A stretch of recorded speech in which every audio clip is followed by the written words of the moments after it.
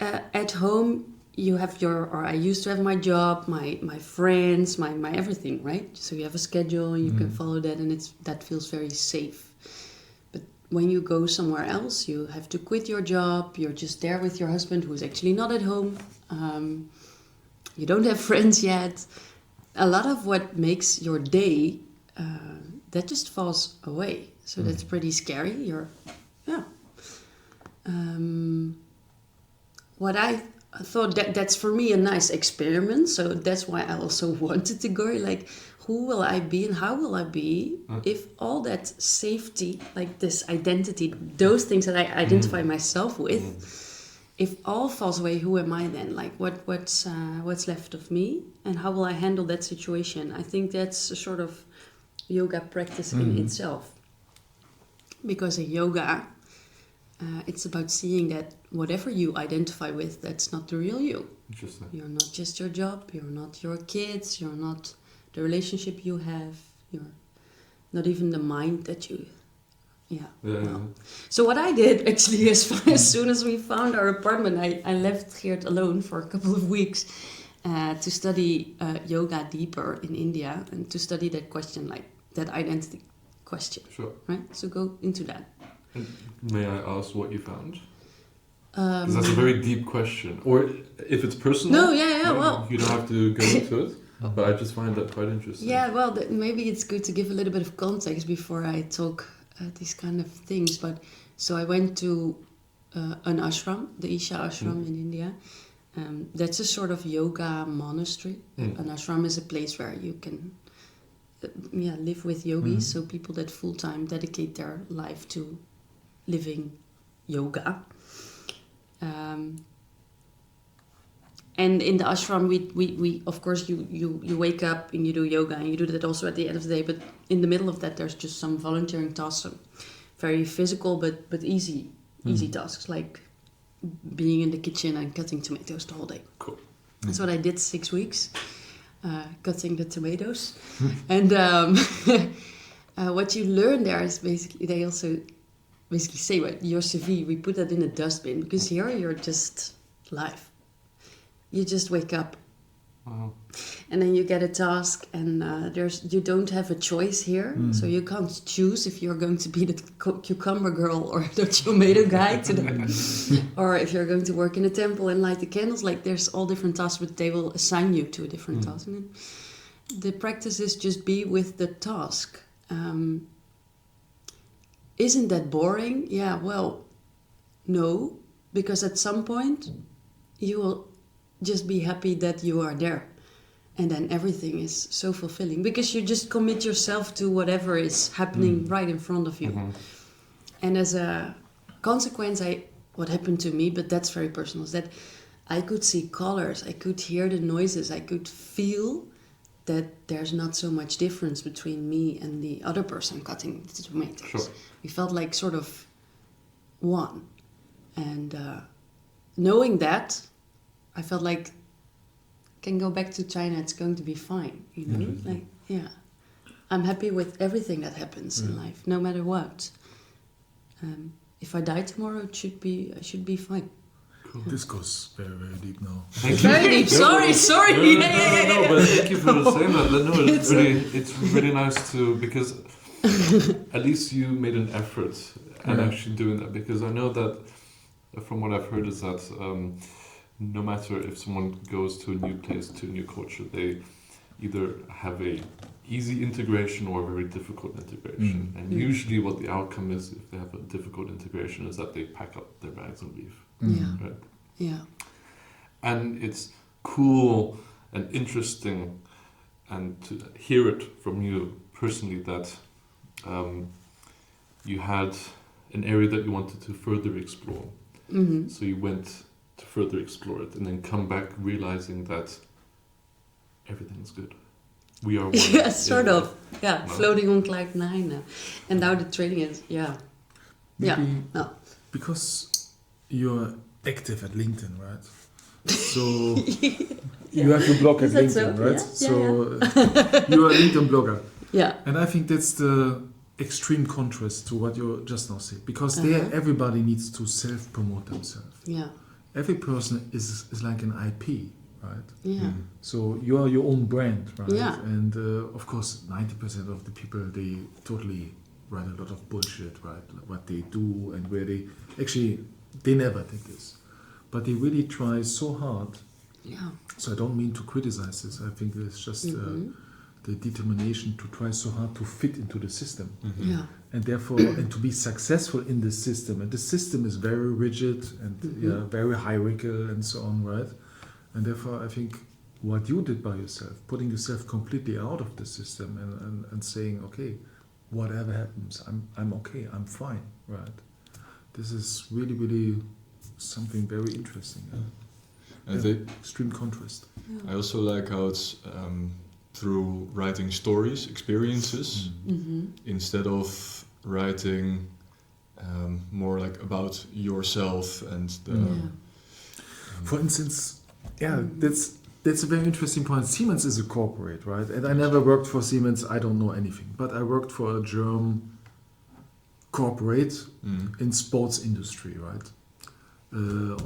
I used to be vice president there in this company, right? And and you always hear vice president and senior director and director, and if you're an outsider, you always think, wow. And if you're an insider, basically what they do is they do all the day PPTs and have meetings and totally unproductive. And when I worked there, I felt if one of those guys, if they run out of power on their laptop, they are done, they are naked. Yeah. Like the naked king, you know. The keizers on the kleren. You just think you wear clothes, and in fact you're totally naked, right? Yeah. And so from this perspective, of course now I overstretch a bit, a lot of people talk about AI. And isn't AI scary? I think AI is amazing because it takes all those useless, self-promoting people who think they are somebody, but in fact who even do not know how the Chinese customer look, cannot speak the language, so they cannot understand how they think, what they really want, right? They totally depend on the system. Yeah. It takes all those ballast out of the companies and really gives any individual. It doesn't matter if you come from Harvard or you come from, I don't know what kind of university, you can achieve it because everybody has access to knowledge. Yeah. And the PPT now or whatever, right? You just do it. It's just something like this. Yeah. And before people say, I had discussions with my boss at this time, how the headline should be more bold and the background color should be more that. And what the fuck am I doing here? I mean, we run an operation, we want to make money, we don't want to talk all the day about PPT. Yeah, but at least make the presentation look nice. Yeah, but this is over now because everybody now can pull the data live. Sure. Right, and then... And I think that's a good thing because it gives the people more time to do what they really want to do and where they can also achieve something. Yeah, is that true? I think it is, but it is still a struggle. You can see I don't know anything about struggling. Siemens, right? So don't talk about Siemens. So I don't know anything about it. I just wanted to bring in this example because I feel people try to fit so hard into a system and to promote themselves, and most of them are totally empty, but they are very good about talking, PPT, presentation, and all this is gone now, I think. You don't agree? I'm a presentation skills teacher, so I'm like, oh, you don't like PowerPoint and people presenting themselves. That's exactly my task, to make people feel confident. Now it's time to debate. I'll give you another example. I have a friend who just recently made his PhD, right? So he writes down his name because he's German, Doctor, right? So I told him, nice, you just bought your PhD at the peak, right? Because he did it like 2020, 2021. And I'm convinced in 2 or 3 years from now, you can get the same degree for 5,000 euro, whatever. Because this determination to have some degrees, that's over, right? And for what do you even need a degree in the industry? In the industry, you should work. You should not teach, right? No, I disagree. I disagree. You need to teach, especially as a leader, because you need to teach the people that will take over your position in the coming years? Here I like the approach what they have in Holland, because I was also in Holland. I worked for Onyx Merkartikel in Nijmegen. Oh, okay. Yeah. So it's a big company there, like Maggi, Knorr, this kind of stuff, right? And it's true. Every office is open. Everywhere you go in, you get a coffee. It doesn't matter if it's right. I had so much coffee, I think I got even sick from that. So it's very flat, right? Yeah. And everybody asks you, what do you think? What you can put in? And, I was very young at this time, very, very young, right? Mm-hmm. So actually, as a German guy, what can I put in? Nothing, right? But the people still engage you. Mm-hmm. And I believe in Germany, you put a doctor in front of your name. And then you do not want to be engaged because you put yourself out of the group. Okay. You put yourself higher. And that's a very, very typical hierarchical problem. It's not happening in every country, but it's a German problem. But if someone has a Dr. Gerdidas in front of their name, do they put themselves higher, or does everyone else put them higher than them? Yeah. What do you feel? I think it is the system also. You're right, it is also the system. But the first thing is about, if you are already like the boss of this and this and this, why you want to add such a title to yourself? Because you're a narcissist, right? Sure. Sure. Indeed, if people do it for just the title, it's narcissistic. That's true. I was actually considering doing a PhD because I like to be called Dr. Zenon Alexander Pagliero. But now that you've said that, it's a narcissistic thing. Off the table. Okay. You are also actually. Can you please explain to me what Samavi is? Yeah. So you're the founder. Yeah, that's big CEO, words on LinkedIn. All the titles. CEO. I'm a completely engaged organism in the Samavi. That's It's a cool name. My baby. So, yeah. I don't know how I found the name. I was looking for a name for a couple of years. Like if I'm going to build my own creation, what am I going to? What's going to be the name? Is going to be like Harmony, something like yoga, because my name is Harmke. But then I thought, no, Harmony. That's blah. Then I came across Samavi just in my mind, and then I was asking ChatGPT, like, if this would be an Indian term, what could it mean? Like, and then it traced back. It's something like, it is not an existing term, but indeed it has power in it, and the power of harmony, something like that. And I felt like, oh, that's cool. And in French, it's, of course, this is my life. So Samavi is still emerging. It's not like I'm a up and running business and this is what I provide to the world, but it's sort of emerging. Samavi, it's really like Samavi is me revealing my, whatever is my, I think, more of my true self to the world. I started by teaching yoga. So just inviting people in my living room to come and do some meditation, to just be with themselves.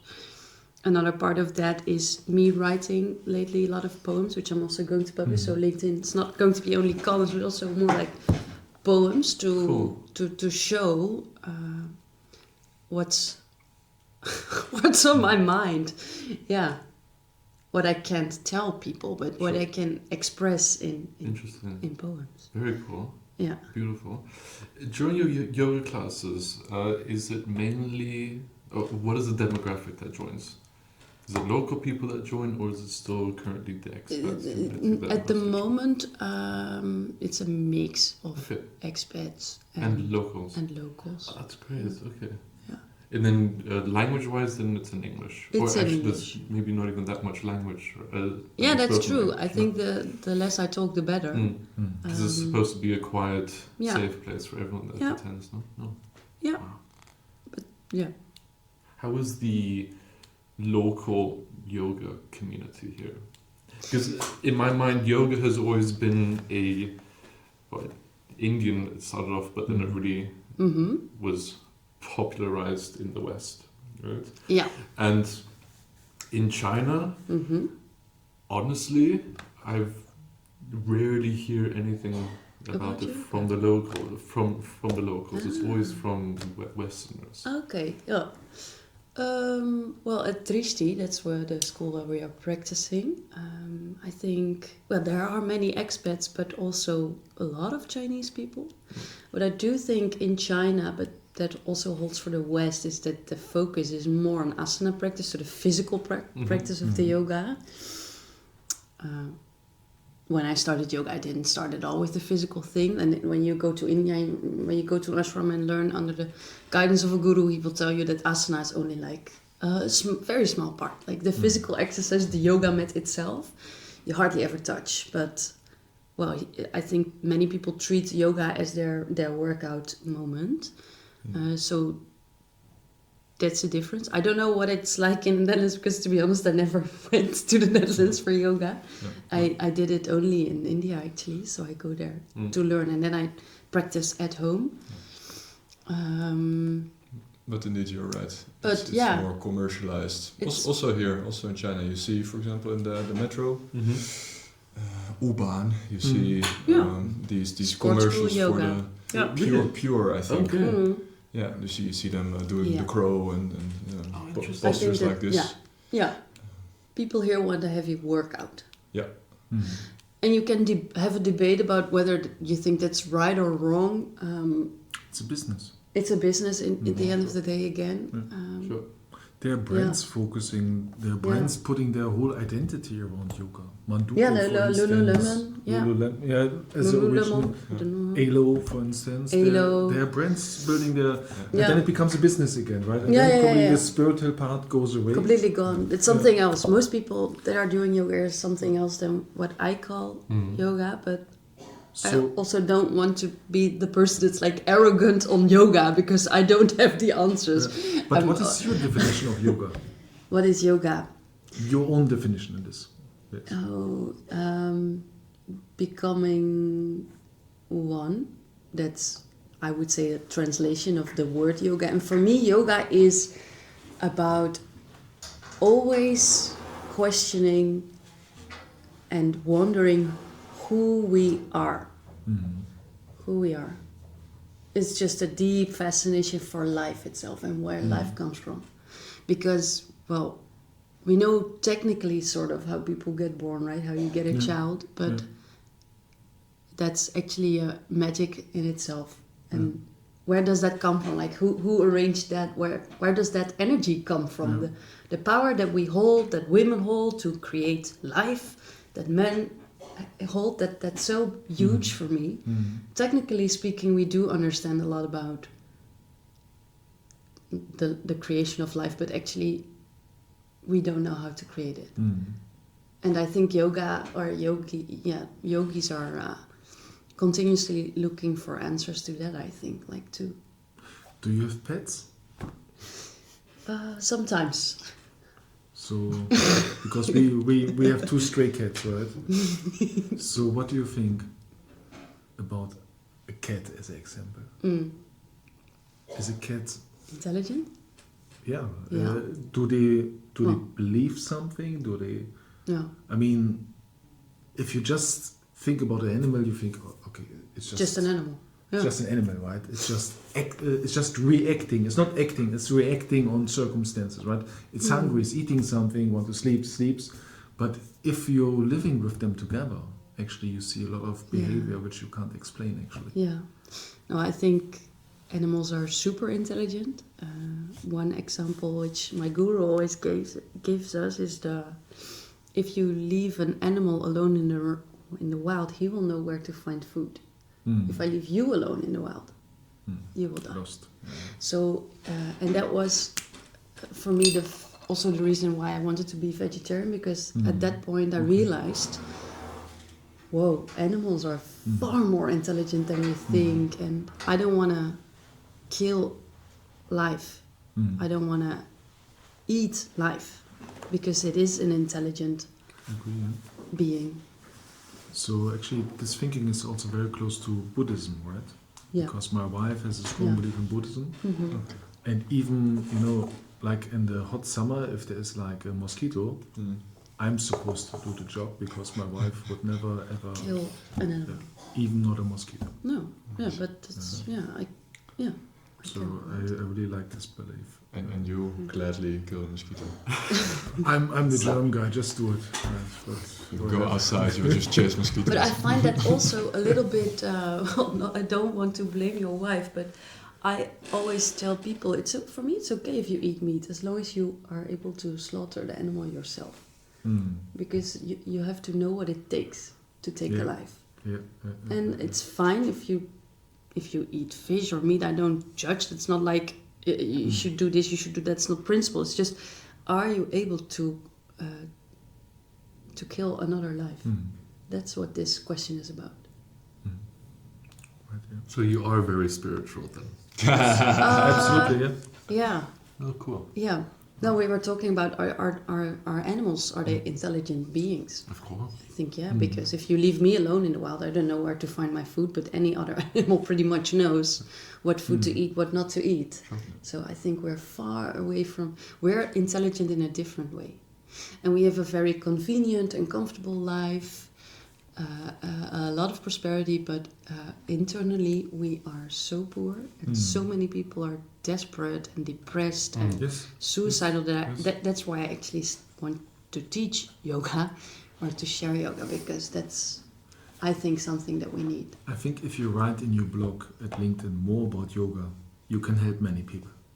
Because I think the most depressed people in the highest quantity you will probably find at platforms like LinkedIn, where really everybody is just fighting for attention. But then I was also thinking about this. With Instagram is another example. But should you then be on such platforms? Exactly, and then contribute to the platform? Yeah. Or you should. I agree that it's the easiest way to broadcast such good knowledge, which the world needs more. Yes. But it is through a platform which is causing the harm. Yeah, but you can connect with people online to get them offline with you. Very good. Right. Yeah. And that's what we will also do for you as well. We will at you, so then they can directly see and meet you in person. Yeah. Basically, you will get all your followers off of LinkedIn. This is what you've now caused. This is the last time. Sorry. I believe the majority will still prefer to stay at LinkedIn because they see it as a connection point with their, maybe with headhunters, maybe with their boss, maybe, That's a practical thing. I always tell, if somebody asks me, just yesterday I had a discussion with a Chinese friend, and he asked me for some advice because his German boss is coming and he doesn't know how to deal with the situation, because he's very convinced about doing a thing, but his boss is not convinced he's doing the right thing, right? So his boss tells him he's doing it for himself, but not for the better good of the company. So I told him, okay, in this case, you need to be aware about one thing. You have a contract, and the contract is a contract, right? And it lasts for, I don't know what, 2 years, 3 years, and there's written in what you have to do and what you get and this and this and this. But your employer will always see you from this contract perspective. You personally believe you do an amazing job, you do many things, but maybe your environment doesn't think so. So, and therefore, I told him yesterday, actually, especially about LinkedIn, be active, right? I even rewrote a post of him with ChatGPT, of course, right? So anyway, how he should do it, right? How he can get more attention, because I told him, use the tools, because you never know how the future will look like. And maybe at one point, LinkedIn will be a helpful tool for you. So if you do something there to create your future career, because in the end of the day, you have a wife, he has a daughter, right? I don't know what kind of burden they have about apartment costs or whatever, or health costs, or you never know. In the end of the day, we need to survive. And so I see tools like LinkedIn as a survival tool, basically, right? And therefore, I don't criticize people, although there are many people that I believe, what the heck is that? Writing full crap, you can never believe this. But I don't criticize them, because I know they do this because they simply want to survive, right? Yeah. and therefore sometimes they act or make things up or whatever. And unfortunately, in this kind of environment, probably you have to do this. It's very unfortunate. And therefore, I think the yoga story is very interesting. Yeah, because yoga is not about survive, but about life. Connecting, with inner self and other people. Would you say so, or is it very personal, or it depends on the person? Yoga is, if you reach the state of yoga, then everything what you see happening around is, if you can see the magic again, what I was just sharing. But like, for example, life. If you give birth to a child, that's technically speaking, we sort of understand how it works, but how does it, like, it's magic that we can create life. Sure, yeah. I don't know how people do it, but people do it, and I find it fantastic. So if you learn how to see the world again if you can wander around and seeing the beauty of a flower, nature, other people around, just wandering around, if you can appreciate life for the fact that you are there, why did we come here? Like, who decided that? And before you know, you're dead, and then you think about life, and then you've been running around in LinkedIn, sharing stories, and I think. So your blog can be very helpful. Yeah, I hope so. I think so. Yeah. We've spoken a lot about the both of you, but individually. Right? But I do want to ask, as a couple now, as this power couple that the both of you are. Right? I've asked you already about your story with moving to China, right? And I did find that very interesting. But I want to ask regarding, because both of your careers are completely on opposite ends. You're very corporate, and you're very spiritual. I'm going to keep using this word. Yeah, that's a fantastic word. And you also mentioned that during the week you don't really see each other, maybe just in the evenings, right? When the both of you come back. And then over the weekends you have time together. Yeah. How do you balance career culture and personal growth directed at newly wedded couple? Yeah. I think we have the breakfast. Also about this we talked beforehand with quite some people. Yeah. Or basically in general we talked about moving to a new place with people, and everyone said no matter what you do, don't lose each other. Don't lose sight of each other. This everyone underestimated. So we try to not underestimate it. And one agreement we made was to, whatever happens, to try every morning and every evening to at least eat together. That's so nice. also during the week, like indeed the working hours, I'm usually not home. But before and after, we are generally together. And then in the weekends we go some places, or there's friends over, and we join them to explore Shanghai, etc. So I think with that warning in mind, we are handling it quite well. And then of course, like you already mentioned before, especially in the beginning, you have only each other. Yeah. So then you also spend time. Yeah. Every morning we have breakfast together to start with. That's a sort of holy. Very nice, yeah. Holy rule, and if somebody wants to do something else instead, then we really have to. I always go to you for permission. Because usually I thought it was the other way around. Because I'm the chef in the morning. Yes. You're the evening chef.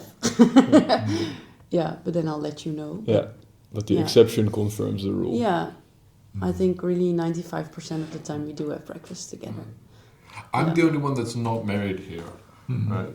Not yet. But speaking from your point of view, right? Like, what are your moments of marriage, and how? Because you're also very busy. No? Well, it's difficult because we just talked about dinner, for instance, right? And you might not see it on my body shape, but I'm regularly practicing fasting. Yeah. Very spiritual. Actually, Not some parts what you say. I mean, if after like 20 days, 21 days, something like this, right? You take a tomato and you eat the tomato. I mean, the senses is just unbelievable. Yeah. Before a tomato from Holland, right, was like, what kind of red water fruit is this, right? Whatever, right? But then you take a Holland tomato after 3 weeks not eating. It's just amazing. Yeah. 3 weeks of not eating. But what do you do? 3 weeks fasting? Water fast, so coffee, tea, water. Yeah. 3 weeks. I did 14 days. I did 21 days. Yeah, also, so no eating. Yeah, fasting. Yeah. Okay. You go on coffee, water, and tea. Oh, that's it. Is it healthy? And some salt. Okay. How long can you do this? I Couple of think you days. can do it 60 days. I did 21. Wow. Like 3-4 times already. Yeah. That's Whoa. crazy. Yeah, but How do people know it's 60 days? Like that's the date and people suddenly die. This is what ChatGPT. I don't know. That is your nutritionist. I don't want to. And ChatGPT tells you do it for 48 hours and then call your practitioner and this and this and this. Yeah. But if you really think about it, since how long we eat breakfast, lunch, and dinner? Maybe it's not more than 100 years. Why? Yeah, but Is it- before it was just Because this came with the industrialization. yeah.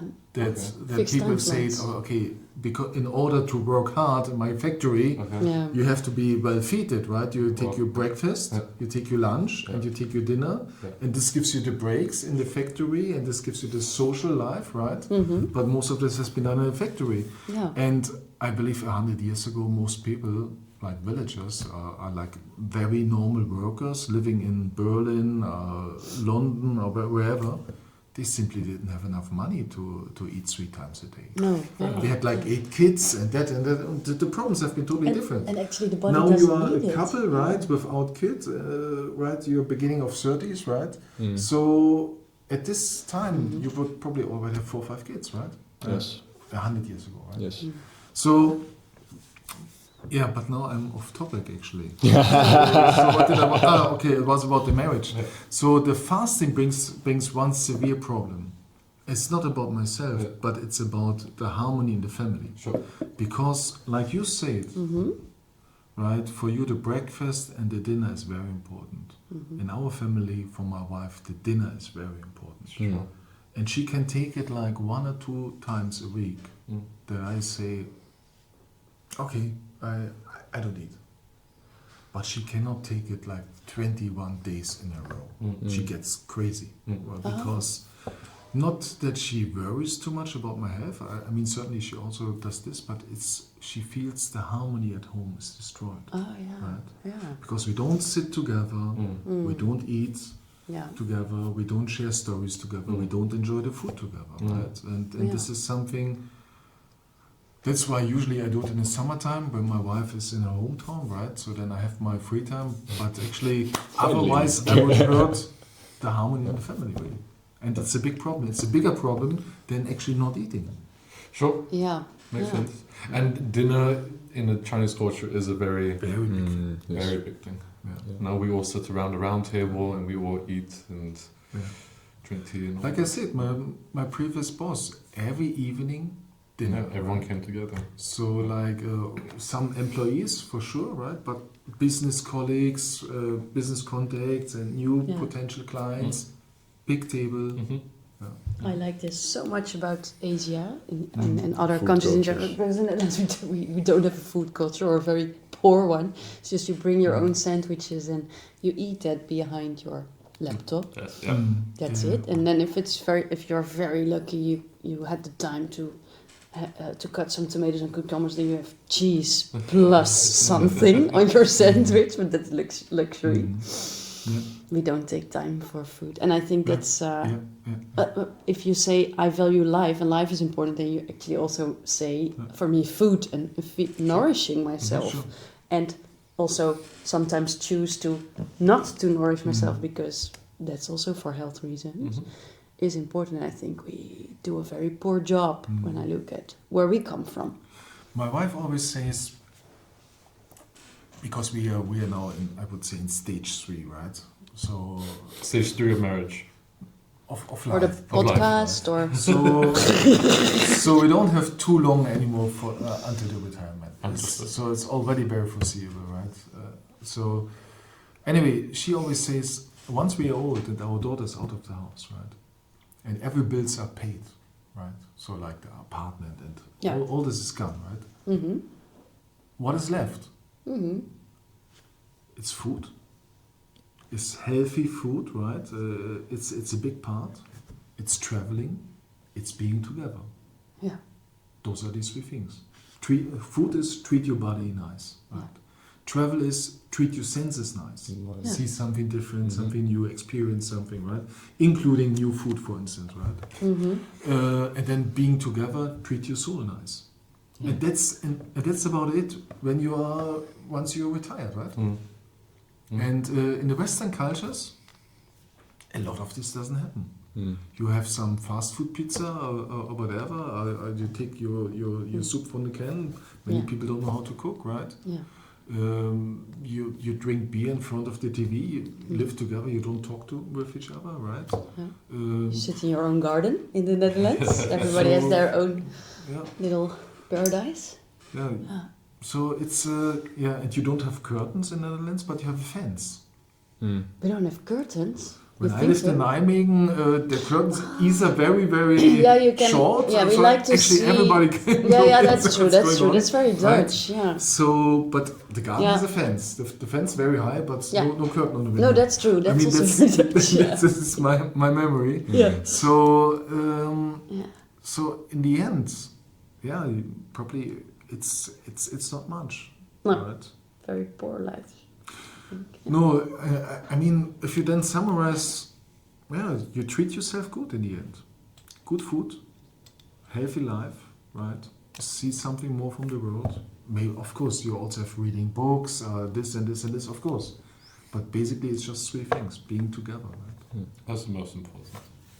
Yeah. So, any advice? Just like the last question. Any advice for newlywed or just couples that want to try something? Good question, yeah. The both of you have done. Not directly moving to China, but just moving out of their comfort zone to something completely different. So it's something that they can try out, and how to achieve this. Speaking from a couple.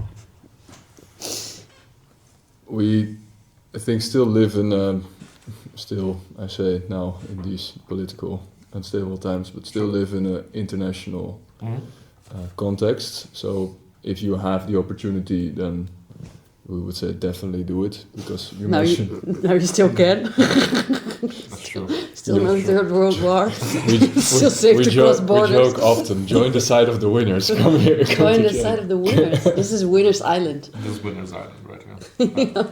No, I think, like I mentioned before, Europe is the, I think, most stable way of running a society. But this is maybe people. too exactly. I hate that other word. I don't like spiritual. I don't like purpose. But it is good to look at purpose and how you, or at least that's for the person that travels with the expat, right? So the expat partner is like find something that. Not even purpose, but something that really lights you up, and it can be like everything. If you like to collect tea leaves, or if you like to draw or write poems or sing, like find yourself. Preferably other like-minded people that are into this stuff as well, because that really is important, I think. Yeah. Can I add one point? Sorry, because you talked about politics a little bit, right? Yes. So, crazy world and this and this. My advice comes from me. So I'm from East Germany, right? And when I grew up, every day they would tell us the US will bomb us, they will nuke us, right? They will nuke us out of the world, right? So that's why we need the army and that and that and that. So unfortunately, I see these developments coming back, right? Yeah. But what it also tells me is, don't trust the media. Just there's a lot of crap information in this world which you just have to blend out. Yeah. Because 50 years later, I'm still here, right? Yeah. Yeah. And at this time, we really felt like, oh my God. World's end. When the reunification came, maybe you might believe people like me, we celebrated on the streets. No, we didn't celebrate. Many people have been scared because they knew what they have. Yeah. But they didn't know what they will get, Mm-hmm. and they have been so overloaded with all this negativity about the West, right? Yeah. And now, 35 years or whatever later, I tell you, my real life started with the reunification. And at this time, I thought my life probably will end, right? Yeah. And now, 35 years later, I think it just started because suddenly I could travel everywhere and do this and that and that and that. So a lot of background noise we have to totally blend out of our life. That's what that's the advice of a 51-year-old guy. Agreed. Right? Fully agreed. So, We have to look at the facts, I think. That's the book Factfulness, right? Yeah. Which is on your reading list. Yeah, which I have a book club on this coming weekend. But luckily I did read that book a couple of years ago already, right? Or at least I did scan it. focus about yourself. That's the most important thing. And don't close your eyes for everything that's happening in the world, I would say, because there are problems. But there are always solutions, though. Always solutions, and I'm very, how would you call that? Optimistic. Like, I'm not afraid. So, like, the eyebrows that are like, you're going to China, really? You're going to the big enemy. Like, Exactly. we want to... Actually, that was one of the reasons, right? We don't want to see this as the enemy. We want to actually connect with people that are like you and me, right? Sure. They go to the toilet, they want food, they want grandchildren. Exactly. They are people. Exactly. They just want to have a happy life, Yeah. like the Americans want, like the Russians Like want, everybody like else. everybody else. Yeah. We're not so different. Nobody We're also different. wants to nuke anybody. Beautiful. All right. Well, thank you again for coming over, and Thank you for having us. and of Thanks course, for and I would love to do a part 2 and to see where both of you, where life takes the both of you. Yeah. No? Of course, next week. Next week. But I think it would be great to start seeing you a bit more active, right? On The LinkedIn. Yeah. That would be cool. There's a lot So, of... Yeah. No? Maybe Yeah. one last point, where and how to find you. Yes, exactly. Just like a quick little... Where and how to find where me? and how to find the LinkedIn. both of you. Drishti Yoga School in Shanghai. That's where I teach yoga or share yoga. And if people contact you through LinkedIn, Yeah, you can contact me Yes. through LinkedIn. My name is Okay. Harmke Schellekens. Yeah. You'll put that in the show notes, I Yes. think, because it's a very hard name also. Yeah, you can always contact me via LinkedIn. I'm always happy to connect with you, new Yeah. people. Feel and free if, to and reach if out. someone wants to buy a crane from Yeah. you, they can also contact you. If Well, through this goes through Harmke. Of course, she is the boss. Yes, Yes. makes sense. When I was in the Netherlands, I told also people about what you were doing. Yeah. And then I mentioned the writing, and everyone was like, "Oh yeah, I read about it." I myself shared nothing, not even that I was moving here. So everyone is like following the social media of Harmke instead of my Yeah. own. But of course, people can still Yeah, message me, contact me. Please do. fascinating. so you're at LinkedIn? Yes. Okay, we will put your link inside. So if companies interested, right, on Whomever. Zenon's products, Oh yes. they will know where to find you. Let's me directly. Please. All right. Yeah. It's been a pleasure, huh? Thank you. Thank you. very much. Thank you very much. Awesome. Cool. 再见。再见。